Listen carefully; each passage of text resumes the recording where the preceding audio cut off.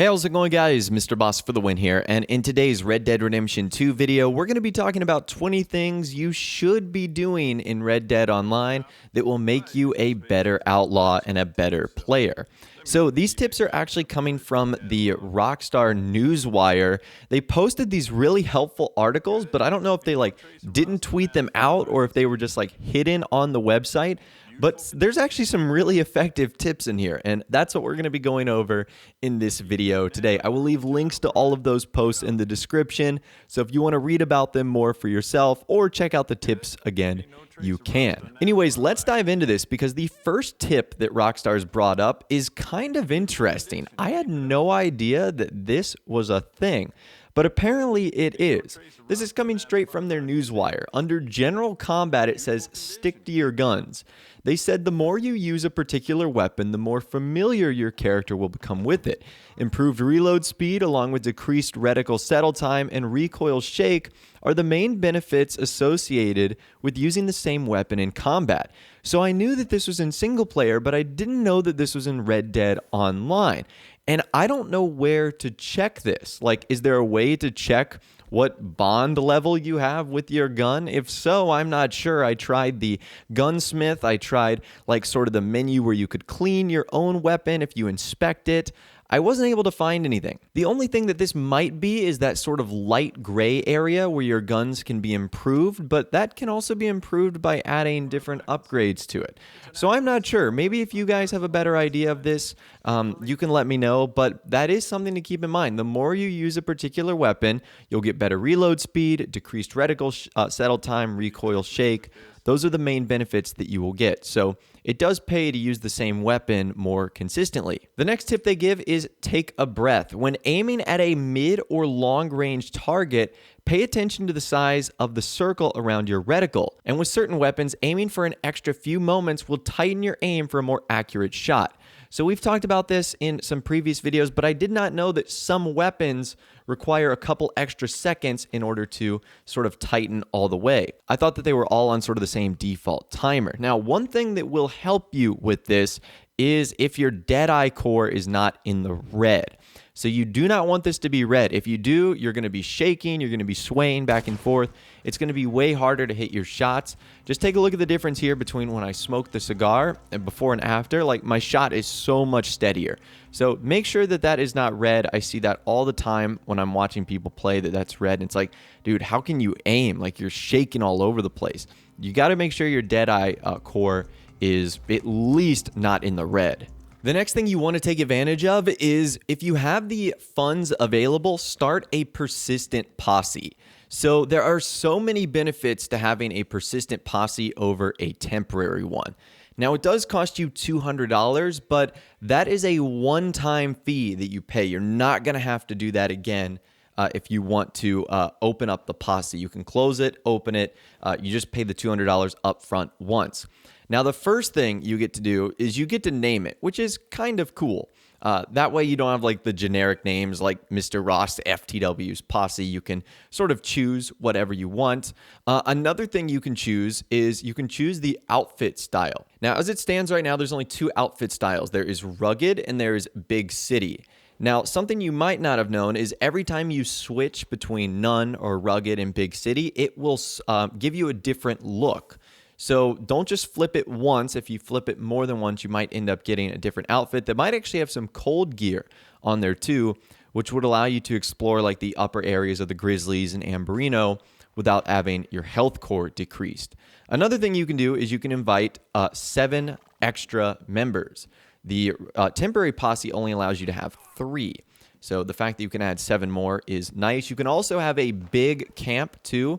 That's something you cannot do with a temporary posse, or a large one, I should say. Now, it does cost you an extra $1 per day, but that's not too terribly of a big deal. And you can also do some really cool team activities as well, sort of building off of what Rockstar did in GTA Online. There's a couple of different versus modes you can do. Team infighting, Posse race and hunt the leader. So if you guys have played Grand Theft Auto Online, the Posse race is basically just like a point-to-point race that you can do with crew members or friends in a session. It's kind of fun, just something to do to maybe pass the time. But there's also a lot of other extra benefits that come along with having a posse. One of those bonuses is that completing certain activities and missions will reward players with a greater amount of money and XP when playing in a posse. So that is one of the extra benefits to not being a lone wolf, is doing activities and missions. You can get extra money and extra experience. Now, this is convenient because posse leaders have the ability to bring their entire posse with them when joining free roam events, challenges, showdown series, or anything else. The group will be kept together. Another thing that's convenient is the leader of the posse. If they set a waypoint on the map, everyone will be able to see it, which makes navigation a whole lot easier.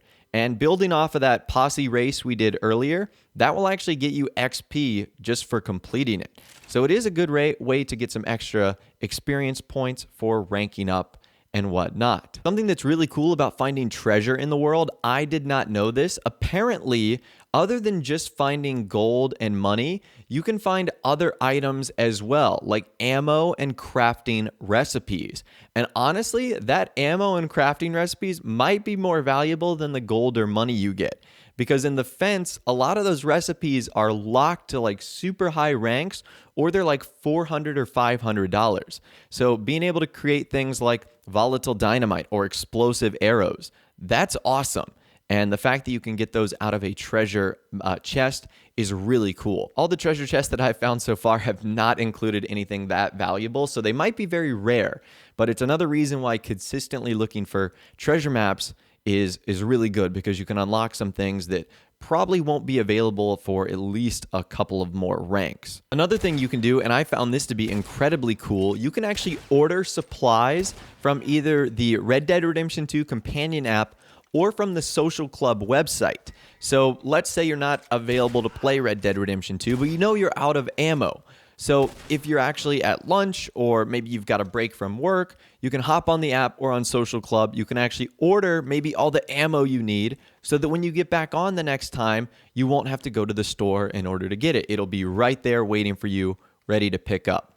So it's just sort of a little convenience thing, a little quality of life thing you might not have known about, that you can order supplies and goods on the go even when you're not playing the game.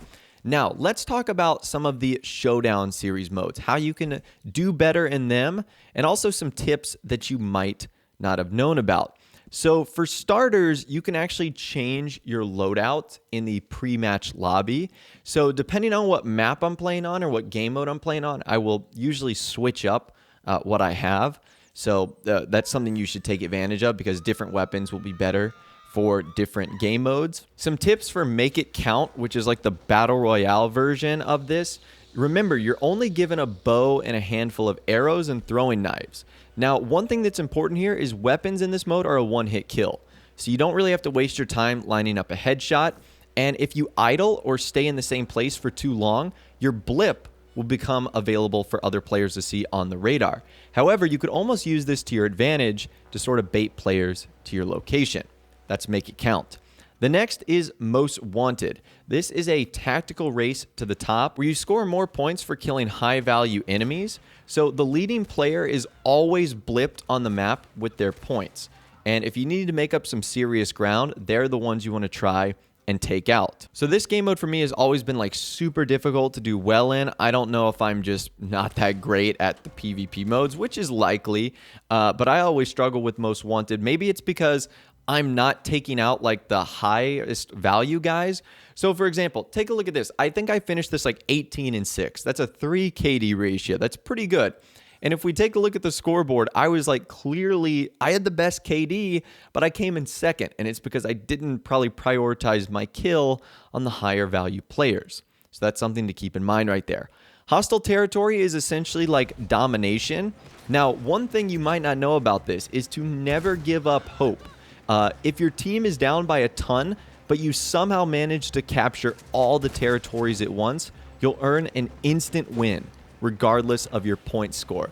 That is so cool. Now, I'm sure that's incredibly difficult, but that really is neat that if you happen to capture all of them, you get an instant win. The next game mode is Name Your Weapon, which is where you get a certain number of points for using different weapons. Now for this, you want to use the high value points, so the tomahawk and the double barrel shotgun, but there's also going to be trains that come through the map that will give you dynamite and arrows and other stuff that you can use.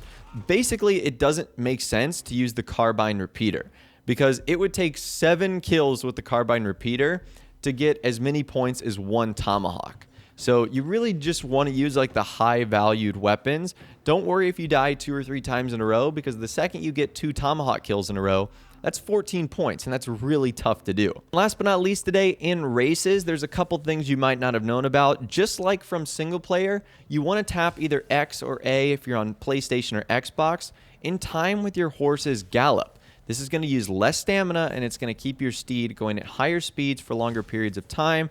And for whatever reason, if your horse runs out of stamina during a race, you can hold triangle or Y to respawn with a full tank of stamina. But anyways, that right there is 20 things you should be doing in Red Dead Online that will make you a better outlaw, a better player. Let me know if these tips were helpful for you and if you learned anything new. As always, like I said, I will leave links to them in the description. If you guys did go on to enjoy this video, though, a like rating would of course be awesome. And subscribe to my YouTube channel if you are new or you like daily GTA and Red Dead Redemption 2 videos like this. With all the way, guys, like I said, thanks so much for watching. Take care. I'll see you guys in the next video.